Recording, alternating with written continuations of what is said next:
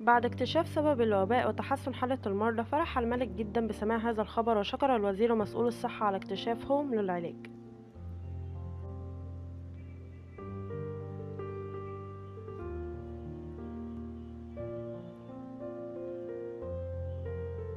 لكن الملك لم يكن يعرف أن الوزير ومسؤول الصحة طردوا مين جانج من منصبه لعدم تنفيذ الأوامر.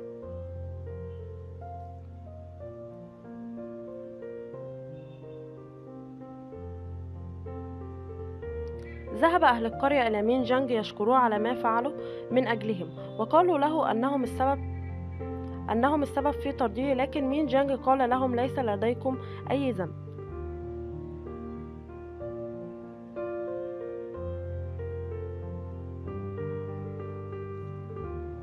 في نفس الوقت اجتمع الملك مع الوزير وقال له بغضب: لقد علمت أنه تم طرد الضابط المسؤول عن اكتشاف العلاج، يجب أن يعود بسرعة إلى منصبه ويتم ترقيته.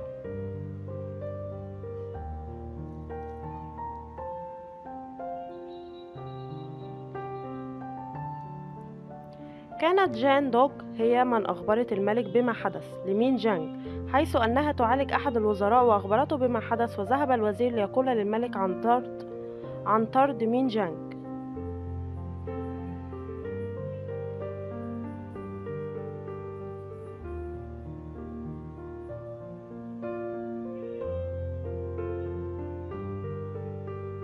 أما جونجما حاولت شرح سبب عدم تنفيذها للأوامر لرئيسة الممرضات، وقالت أن يولي لم تخبرها، وأنكرت يولي هذا.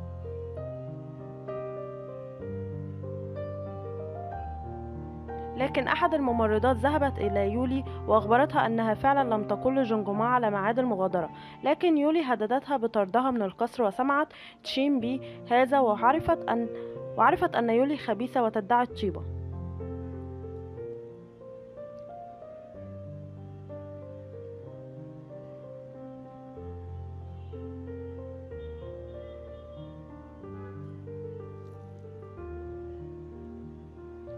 قالت تشيمبي: يجب أن نخبر رئيس الأطباء بما حدث، لكنه في نفس الوقت أمر جونجما بالذهاب إلى المستشفى العام لعقابها على عدم تنفيذ الأوامر.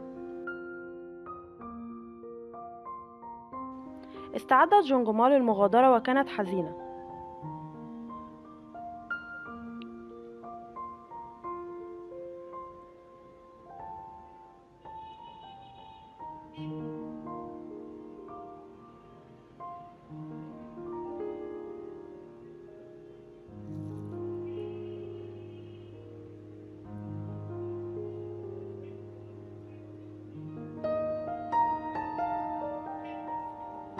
أثناء ذهابها وجدت مين جانج والطبيب، وقالوا لها: إلى أين تذهبين؟ فقالت: إلى المستشفى العام. فقال لها الطبيب: كيف هذا وكيف يحدث هذا؟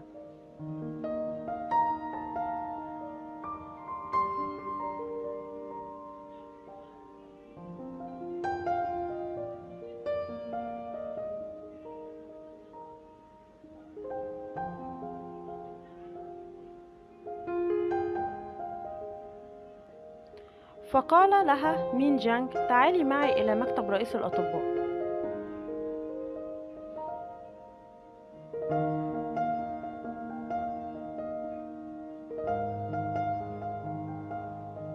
عند دخول المكتب قالت لها رئيسة الممرضات: لماذا لم تذهبي حتى الآن إلى المستشفى العام؟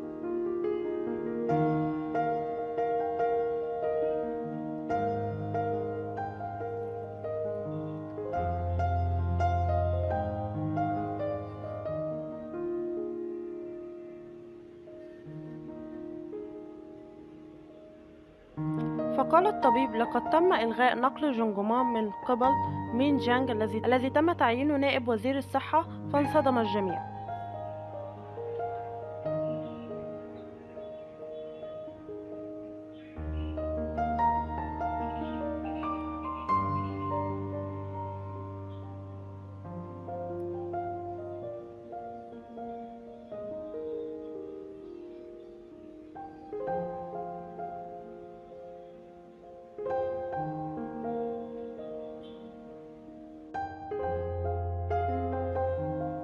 ذهبت يولي إلى تشوي لتخبرها بما حدث، فحزنت جون يونغ.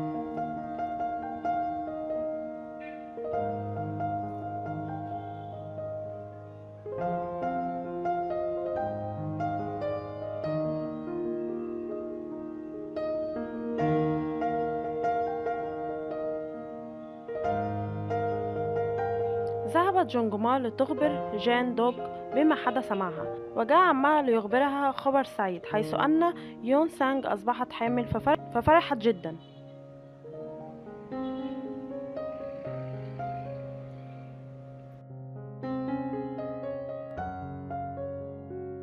ذهبت جونجما للقاء يون سانج لتبارك لها، وعند دخولها عليها قالت لها: اجلسي صاحبة السمو.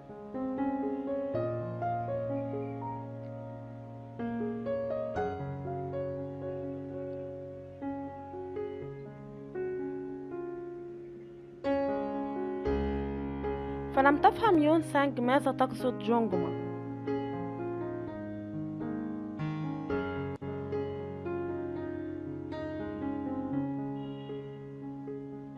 فضحكت جونجما وقالت لها: لقد تم حصولك على لقب صاحبة السمو من الدرجة الرابعة.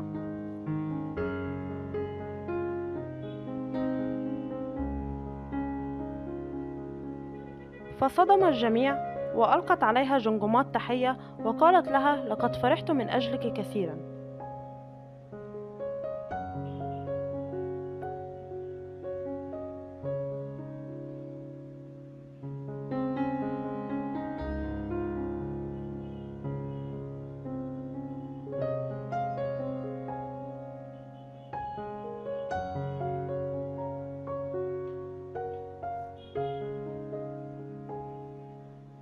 تأثرت يونغ سانج بكلامها جدا. ماذا سيحدث لها وكيف ستحاول تشوي التخلص من الجنين؟ هذا ما سوف نعرفه في الفيديوهات القادمة إن شاء الله. لا تنسوا الاشتراك في القناة والإعجاب بالفيديو. بكم في الله.